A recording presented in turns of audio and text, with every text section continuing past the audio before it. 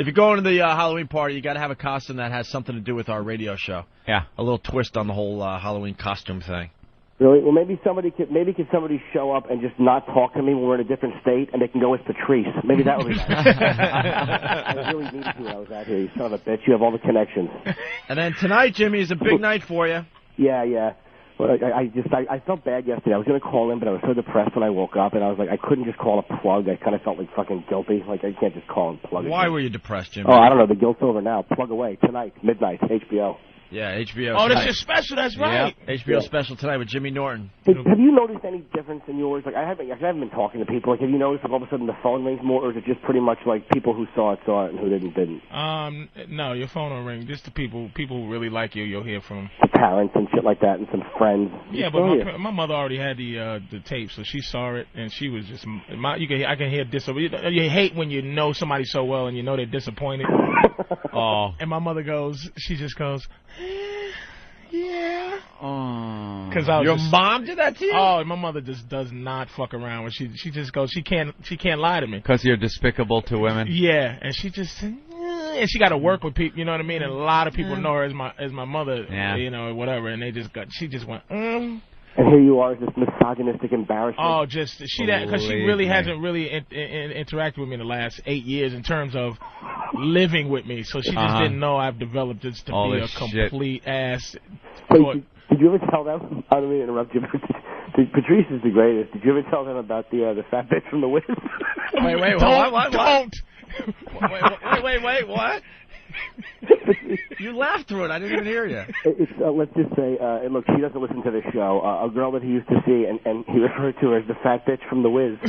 She used to work at the WIZ, and when I first moved to Jersey City, she was the first one to receive your seed. Yeah, she's the first one, and she was great, man. And we call her the fat bitch from the WIZ. And I used to live up this spiral staircase. I tried to sneak her in the sneaker. She was at least 400 pounds, and and she just and my roommate, you know, he was on the phone. This would kill me. He was waiting on the phone because he heard me sneak a girl up.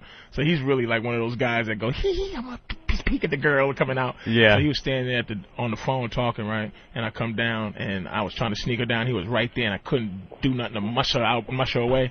And she comes down, you know, just one of those, each step was a. So she gets to the bottom, and he goes, hey, what's up, Patrice? How you doing?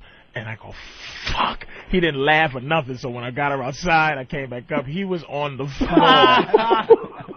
in tears laughing at how big this girl was. Like, she was, you know, but I never even I never said her name. I just called her the fat bitch from the WIZ. That was the best part. You were like, what are you doing tomorrow? He's like, I don't know, I might call her the fat bitch from the WIZ. No name.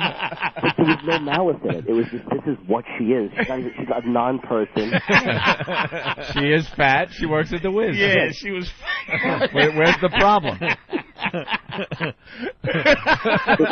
It was just bullet accuracy. I'm trying to do better now.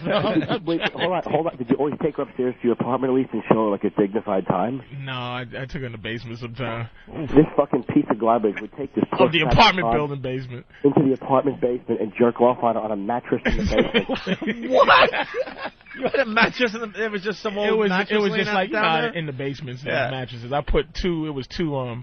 Somebody left office desks down there. Yeah. So I pushed the two office desks together and laid a piece of wood and then put something on top. It's like where Al Qaeda holds their prisoners. That's what it was. It was like it's like a serial killer's lair. It was like Guantanamo. Wow. And it was just because I just didn't want to bring her upstairs and go through the. Yeah. She was, and you hate to really, it's because it sounds so disrespectful. Yeah. But you know how you do with your friends. You know, I had a fat bitch from the WIZ, but she was such a trooper. Like she was good in the sack because she had to be, and she was probably one of the best. Gave the best head in the history of head, man. She had no problem that you would treat her like that. But that was her. That was her. And the thing about it, what was great about it is that she saw me with this girl like that was a little bit pretty in her, and she called me and said, "Look, I got jealous." She was so businesslike. She said, "Look, I got jealous, and I realized that I'm starting to catch feelings. I'm not going to call you anymore." And she never talked to me again. Wow. She was because she's a fat girl like that feels like you know, that's the beautiful women are the ones that stalk you because they're like, how dare you, you mother of you, how dare you leave me, you cocksucker. And this one was like, you know what? I saw this girl. She just looked way better than me. I'm a fat bitch, and I got to go.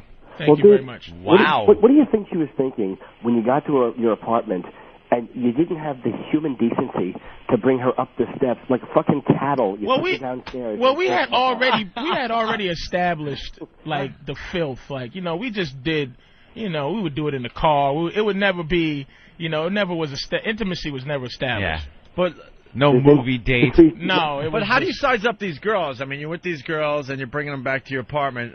What is the criteria to make it up to upstairs to your regular room, and what's the criteria to go down and go to the basement? dungeon? Anybody that is after a long career of manipulating, because you know my self-esteem is low too. But this idiot, he knows too. It's just like imagine what he does to women too. You know, oh yeah, fucking suicidal maniac from South Jersey. Dude, at least I have the guise of dignity. At least I say good. No. At least you say you do, you asswipe. You shut your face. You masturbate on a girl who made $3.35 an hour in a basement. You're a fucking entertainer. You spend thousands of dollars on watches. And you know he talked her into using that employee discount at the WIZ for a few items, right? You get what, 10, 20% off? What do you get? Hey, it's weird in a real dysfunctional way. She was a good girl. She was what you wanted. You need that. It was almost like this is really bad, but it was like it was a human jerk off. Does that make sense? Yeah. It's like if I thought of jerking off, I would think of like I was just gonna grab her and just have some. Right. You know what I mean? It was stimulation. Stimulation, yeah. You know what I mean? And she was visual stimulation. She was just available like that, man. And it's like I appreciated her being available like that. Yeah. I'll give her car fare and things like that. And I'll give her gas money. See, what a guy. There you go. I'd give her gas money. Yeah, gas money. That's wonderful. How fucking degrading is that? Hey, look, thanks. Here's a $5. It was better than nothing. You know what I'm saying? It was like, you know, it seems disgusting. But I'm a decent dude. There's some women who just their job is to be, you know, you're a decent dude. I am. I'm decent. Really? You know Are you? When you fly below the equator to fucking pay poverty-stricken women to lick your nipples and you jerk off? Hey, listen. Some guys go out there and brutalize. You know how gentle I am with them, Jimmy. You are gentle. I'm not saying you're mean. They love Patrice. Dude. Patrice? Yeah, Patrice. Yeah. What's that? Oh, Patrice, because they can't say Patrice. Holy crap. Look who's fucking talking about Patrice when he was sitting on the same plane. Dude, where were you going? A diplomatic mission down there? I'm filth. I'm garbage. But he's saying I'm a decent. He really thinks that he's this fucking gentleman underneath this little situation. I know how to separate my filth from, you know, I'm a filthy dude, but I'm loving to him. It's like I could be loving. We know the famous Como. Yeah, you calm man. Them down, you make them feel comfortable. I make them feel good. It's all, you jerk off on their face. Yes. What's the? I mean, you don't even see like how that. Some guys you could just do the anything logic of to you them. guys sometimes is amazing. I know. It's just, there is You're trying to going say you're on. better than Jimmy. I am better than Jimmy. You walk around with a briefcase of glass dildos. Oh well, that's the old Patrice. Jimmy walks around with a belly button full of shit. But the last time you were here, you walked out with 2 liberators, one under each arm. You haven't changed. I'm a. At least I'm convenient for them. At least you're now buying well, you didn't buy it, but at least you're getting a Liberator, a nice sex couch instead of a cum-stained fucking mattress in a basement. One of my fondest memories with stupid Patrice is being in Brazil. It was like one of our first nights in this whorehouse. And we're both wearing robes. And I think I took 100 milligrams of Viagra. And I was fucking popping a rod in the robe. And we were both just looking at it, giggling like 5 And year olds. Norton is packing a Womster. It's ridiculous the jammy that Norton has. It just doesn't make any sense at all, man. Dude, we just looked at the rod through you couldn't see. And it was the only thing hard on his body. His fingers ain't even hard. It's just like Norton is a knuckle with a huge giant dick. It's just ridiculous, man. It was sickening to me. And everybody was popping Viagra, but I couldn't. Because, you know, I got the blood pressure, so it's like that. Yeah, you don't want to raise that up. So everybody's just walking around with these huge veins. Holy shit. It really was filthy. God damn, that's With too their money, their fucking little funny. fucking cartoon money. Look at Anthony looking at this hurricane like my vacation. I'm just looking like, well, it looks like by now it's Tuesday. Tuesday. Fine. I'm fine too. We're flying tomorrow. They're looking at this. Ant's flying today, and I'm flying tomorrow. Where you guys going? You go to Florida? I got to go to. I'm doing some diving actually. Oh. I'm doing some diving. I got to get to Miami, and then I'm taking another plane from there. Dude, what the fuck are you doing? You're going into the hurricane. Oh, I know. I don't give a fuck. It's moving. Yeah, I it'll be give out a of the fuck, way. dude. I give a fuck. We've had good careers. I don't give a fuck. You be guys out of have the had way. good careers. I'm getting rolling. Let's not fucking do anything rash here. Why don't you guys just stay in town? I'm you. going diving with sharks, Jimmy. He said, "Don't put my career I in know. jeopardy." Yeah. Dude, I'm so like protective of these two. It's like just don't go anywhere. Like send the fucking week's off. you know stay what? in the house. Hold on. He's so full of shit. I You know. know he's something there practicing how to run the show by himself. Yeah. He watches the buttons every time Opie pushes it. Oh, All yeah. right. He's Hey, got- come on, this is Jim Norton show on XM. Hey, Jimmy Norton, I'm back. I'm too lazy to do that shit.